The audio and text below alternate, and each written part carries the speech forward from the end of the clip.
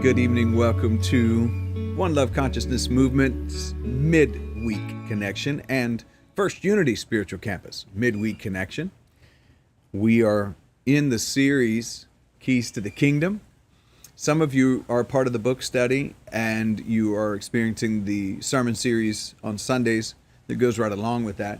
And I mentioned last week that I wanted to support it on Wednesday evenings as well. And so we've started a series during the week that's titled Watching the Universe Open Doors. And this is part 2 of that. And I mentioned and reiterated again on Sunday as we are talking about this keys to the kingdom and queendom that so often in this life we are looking for open doors. And we're trying to knock on those doors, hoping that they'll open to us, and that the magic was realizing that I am the open door. So to become the opening, to be aware that you're the opening, for the universal power to flow through you. And we also talked about how the source is not the universe. The universe, the way I see it at least, is the manufacturing plant or the energetic flow from the source. So the source has created the universe to work hand in hand with us, to create, to manifest, to bring into material form that which we are setting our intentions toward. And so we have been investigating that. And one of the ways that that happens is by changing our minds, changing our mindsets, shifting our belief systems, possibly sifting through them to see which ones should stay with us and which ones should go. Being able to examine openly, face our own ways of thinking, noticing that the way we're thinking determines how we're acting, what we're saying, not just with our words, but with our actions. What it is that we're producing in our experience is the result, more times than not, of our thoughts. Now, there are certainly some things in this life that will happen to us in regards to you get in a car accident. Obviously, I'm not saying that you manifested the car accident. Somebody experiences a robbery or a mugging or some kind of an attack. I'm not at all saying that you're creating that experience, but what I am saying, and I'm also not saying that that was God's will. Definitely not saying that. What I am saying, though, is that for the most part, the life that we're experiencing is a creation within our own minds. I've mentioned to you that I am creating something. I'm in the process of creating this program, for lack of better terms, this curriculum, if you will, called Mindcraft. And it is similar to or taking a little bit of inspiration from that game Minecraft that a lot of our kids have played. And it is playing on the understanding that in that game, there is what's called the creative world, and there's what's called the survival world. And the way I see it is that the creative world is what is inside of our being, and the survival world is what we experience outside of us. Although we're not called to survive, we're called to thrive. But understanding that how I build the interior in the creative world will determine what I experience in the survival world. And so we're learning to not believe that we have to work hard to get ahead, that we have to work hard to impress the divine so that the divine will bless us. That's not what we're here to do. We're not here to try to be perfect so that our Father that's in heaven, who might be this angry ogre God, will bless us.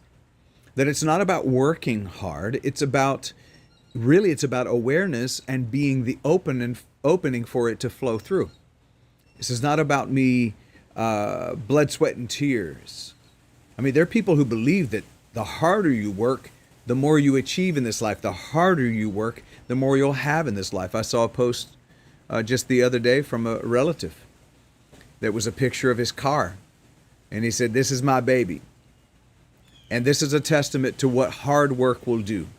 Because that's just the way life is. If you work hard, you get it. And you know what my response to that is? Not to that individual in particular. I didn't comment on it. I just noticed that you know what he spends most of his life doing? Working hard. And you know what he'll spend the rest of his life doing until that mindset changes? Working hard. And we're not here to work ourselves to death. We're not here to work. I think his term was work hard as hell. I had to work hard as hell for this, but that's just the way life is. And it's not. Pat yourself on the chest and say, I do not have to work hard as hell to have a little heaven. I do not have to work hard as hell to have a little heaven. Actually, it's really the opposite. It's more about letting go and surrendering and allowing the universe to work with you and to actually do the heavy lifting. God wants to do that for you through the universe. The angels that have been sent into your life are there in your life to create a clearer and a more easy pathway forward. We're not meant to strive.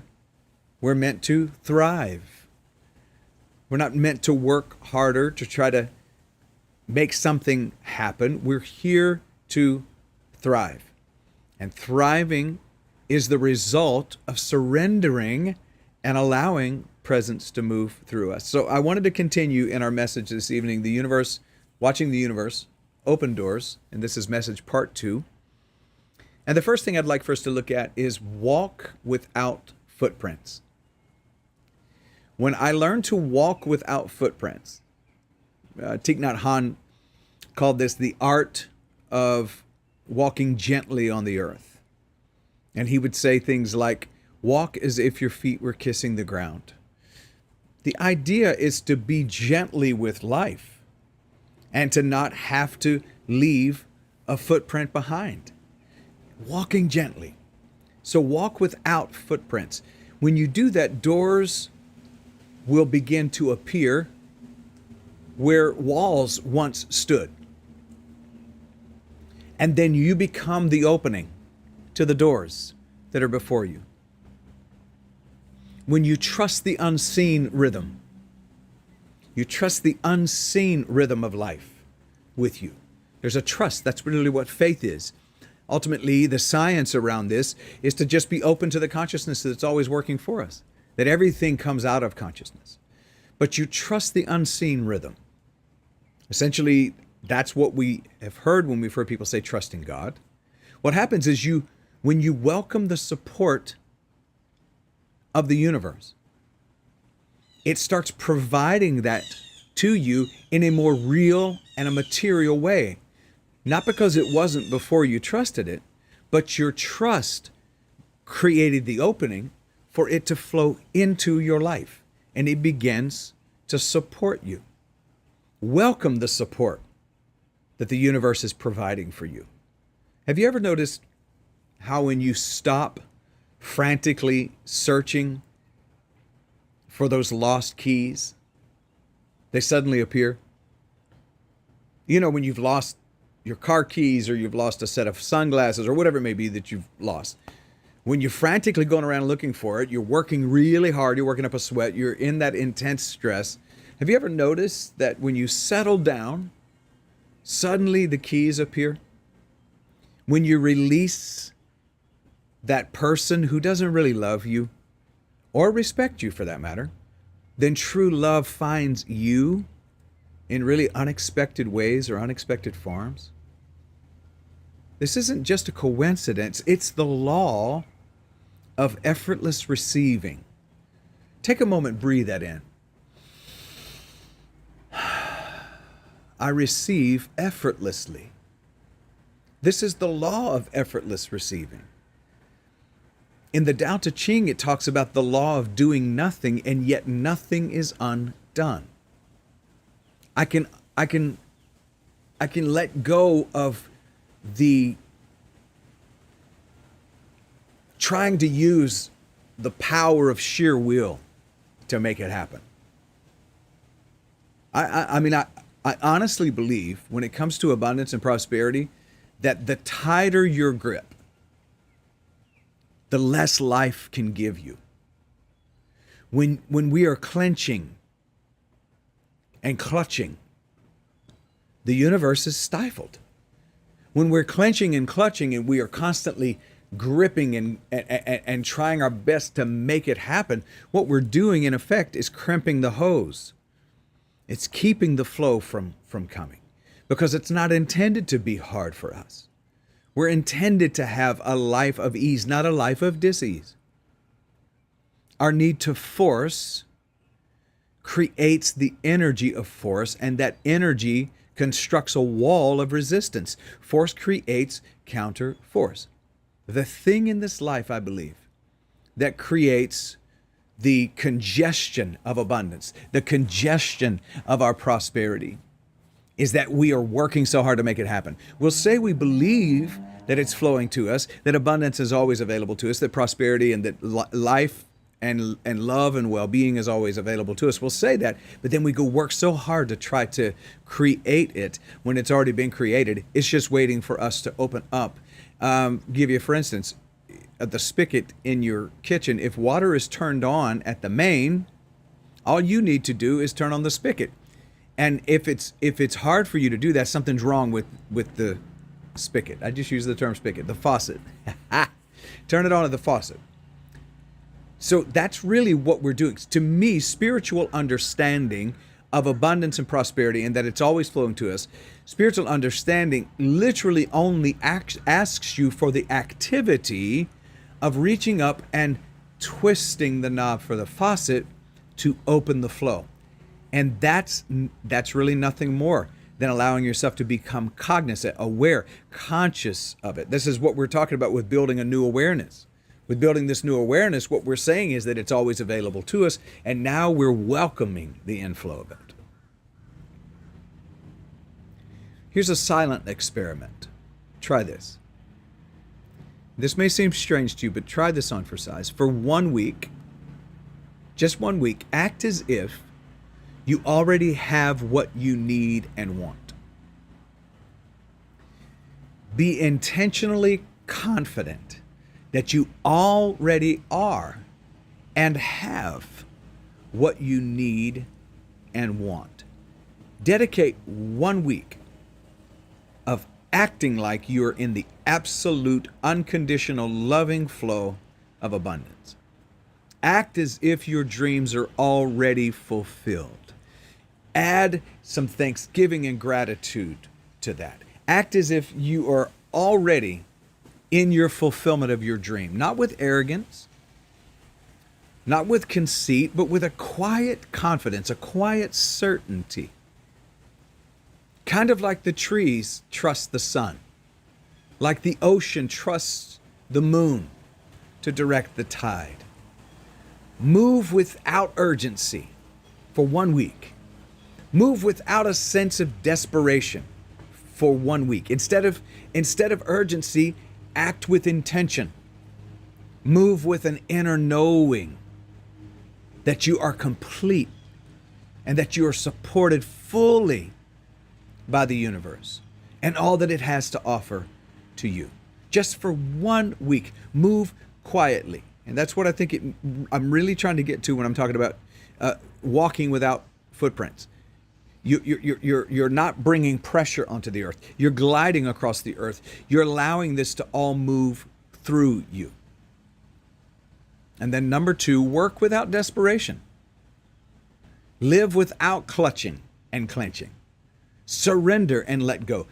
Do this and then watch, observe the natural flow of life that's unfolding all of the time, all around us.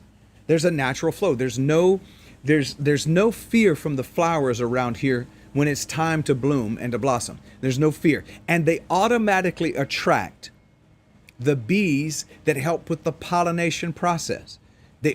Just by being what they are, they automatically attract the assistance of the law of circulation. Think about that just a moment. The flowers don't have to put out a particular call. They just blossom. And the bees show up to help with the process of pollination, and that's the law of circulation. And as they pollinate and they fly from plant to plant and they fly from flower to flower, they drop off extra blessings. This is why tithing is important. This is why giving offerings is important, because when you're flowering, you are giving away a portion of it that the bee picks up. The bee takes that offering, that tithe, and gives it away to another space, creating more pollination, putting more things in gear, engaging more of those processes, and then you end up with all of the vegetation around us never being in lack.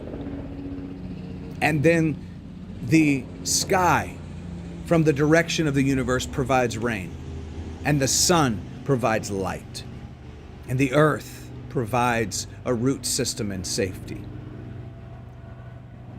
You'll notice that when you are living unclenched, you're going to get into the natural flow of life that's unfolding, and all of a sudden the phone's going to ring with the right call. That chance meeting happens. That idea arrives like a whisper in your life. And these are all opportunities to open up even more abundance in your life just by being unclenched, just by not clutching to and gripping to and trying your hardest, as that relative of mine said, working hard as hell to get what you want. And when these ideas arrive, and when that phone call appears, or that chance meeting with somebody that you knew if you could just meet with that person, they could introduce you to the next level of your unfolding. It will happen naturally. It will arrive not because you made it happen, through hard work, through sheer will, but because you allowed it to happen. Somebody say, I'm allowing everything I need to fulfill my dreams to flow to me, for me, through me, and as me. See, the thing is, when I am getting out of my own way and I'm living in this flow, I am allowing all of those blessings to flow through me. I gave space through surrender, and it happened. I gave space through the knowing that it's here to support me. And it happened. You are the door. You are the portal. The truth is, you are never separate from the magic that you're seeking. In fact, the magic that you're seeking is found in the place from where you're seeking. It is in the secret place of the Most High that is within you. You are the free-flowing conduit through which that divine magic seeks to flow into your life and then into the world around you. The universe opens up when you open up. When you stop standing in your own way. When you stop clenching and clutching and gripping and trying to work hard to make the manifestation come to reality. When you plant the seed and you simply walk away and allow it to flow. You allow the manifestation because by faith you knew you planted the seed and you visualized what you wanted. You gave the what, the universe gave the how. It's the combination, as Ernest Holmes talked about, infinite energy connecting with infinite imagination. They create the power to manifest. So stop standing in your own way.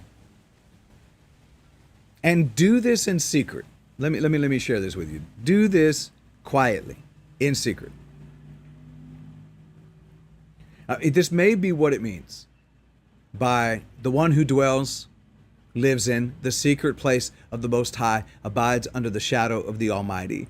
Let me explain. There are some people you don't need to share your visions with because they will not be able to grasp the ability that we have to bring those things to fulfillment. And some people are not going to encourage you. There's several reasons. Some won't encourage you because, first of all, they don't believe it can happen. Or secondly, they'll be jealous if it does happen. Either way, these things need to be done in secret. I go back to the mind craft. The mind craft. In the creative world, it's secret. And it's insulated from all of the external doubts and fears. It's when you get outside of that inner sanctuary, that inner world, that you end up in what's called, in Minecraft at least, the survival world.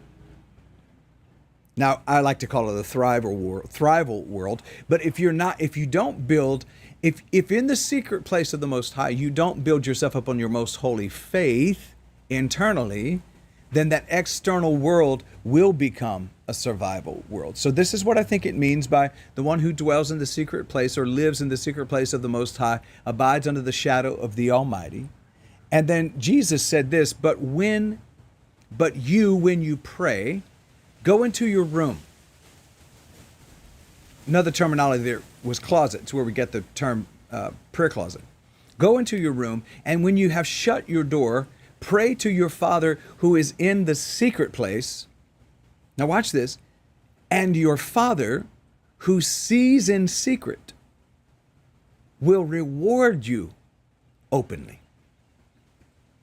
So this is again the message that in the secret place, and you don't have to call God Father, you don't even have to call God God.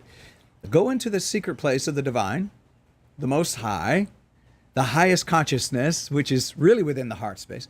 Go into that secret place, and in that space, pray and ask. I like to say, affirm what already is.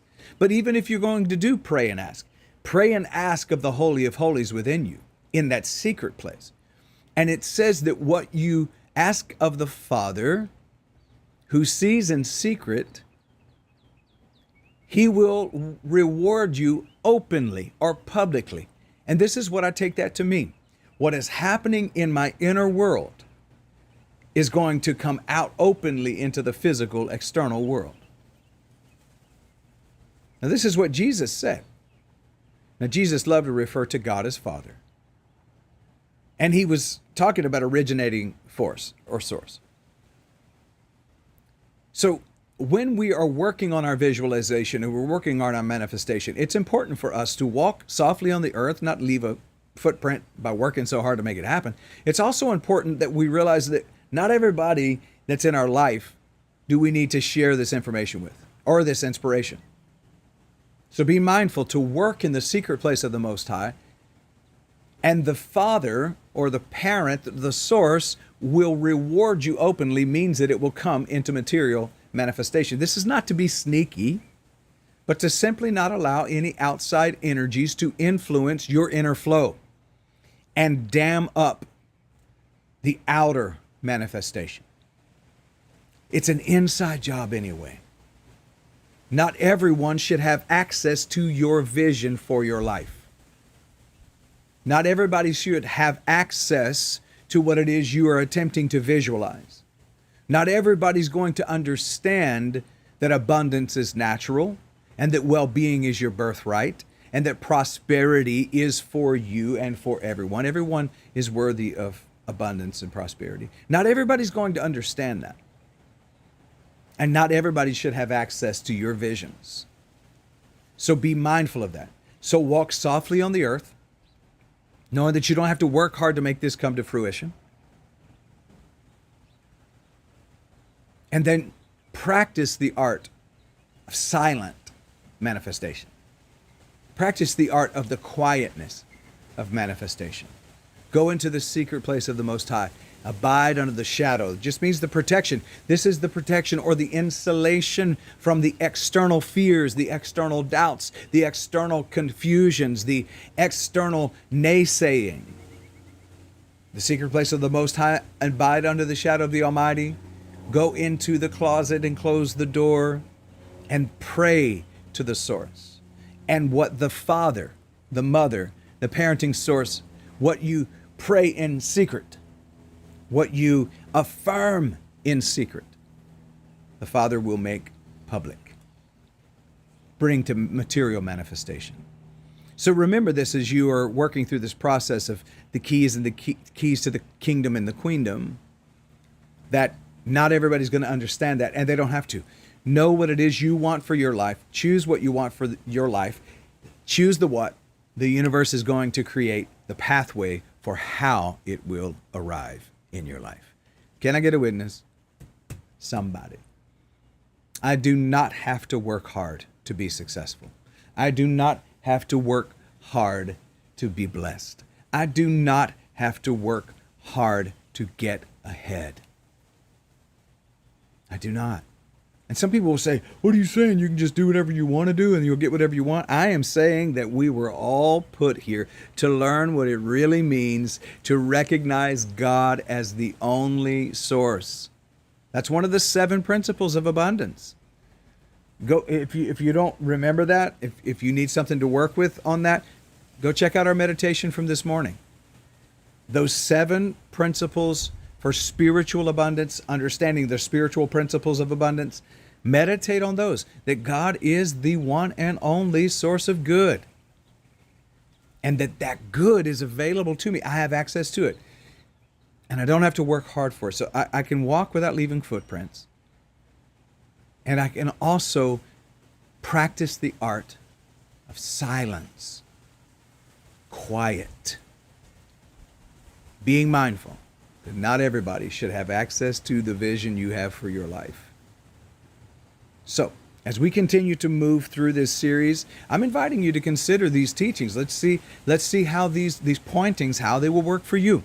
If they don't work for you, don't use them. But they're available to you to make access to them and to utilize them. So we've talked about commitment. We've said we're going to expand our vision. And now we're building a new awareness, a new consciousness of abundance.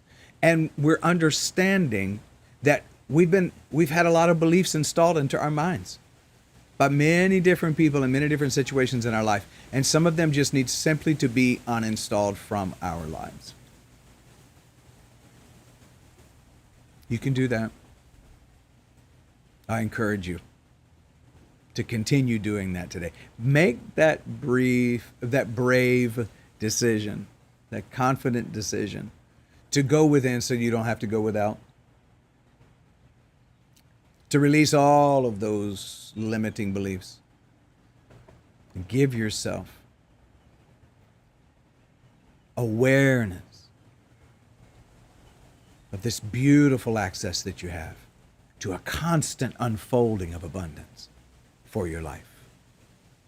I have never seen the righteous forsaken or God's offspring begging for bread. This is what David said. I have never seen the righteous, and righteousness is not based on your works. Righteousness means recognizing your standing with God. That's literally all it means. The reason it talks about right standing is because you can't have a right standing with God if you're not aware of it. If you believe you're on the outs with God, you're on the wrong standing. That's all it means, is to shift in consciousness and recognize that you are already in right standing with God. Not because of anything that you could do, no religion you can join, race you can be a part of, sexual orientation, what you identify as, who you identify as. The most important thing is to identify as a divine being. And in doing so, allow the flow to come into your life. Here's the thing I want to leave with one more time. I just want to reiterate this for somebody out there today. Not everybody in your life needs to have access to your vision for your life. And that can include a spouse, a husband or a wife. And sometimes it may seem hard to not share it with them. But if what they're going to do is try to talk you out of it, then it is best for you to not give them access to the vision that you have for the life that you want to create. Just create it. Watch the manifestation come forward, and in some ways it may build their faith. Sometimes it's just good to be quiet and allow it to flow. Holy Spirit, thank you for the opportunity to be in this present moment together this evening. Thank you for this series, Keys to the Kingdom and Queendom. Continue to expand us, bring us into the true, complete embodiment and unfoldment of our highest potential self. We have decided that we are committed to just being everything God intended us to be, and so it shall be, and it already is. Amen, amen, and I'm in. All right, my friends, the music is getting started. Make sure that you practice.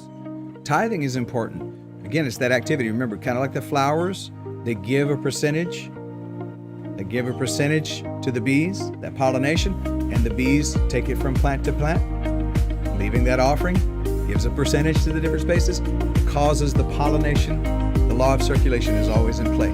That can happen for your life. Give, and it shall be given unto you. Good measure, pressed down, shaken together, and running over, shall others give unto you. So the giving screen is on the way out. Make sure to give an offering today. Make that circulation happen. Be the bee that's picking up a percentage, or be the flower that's giving the percentage and causing the law of circulation to go into process and be a blessing to the world. All right, I'm out. Love you. Have a great evening because you can. Peace.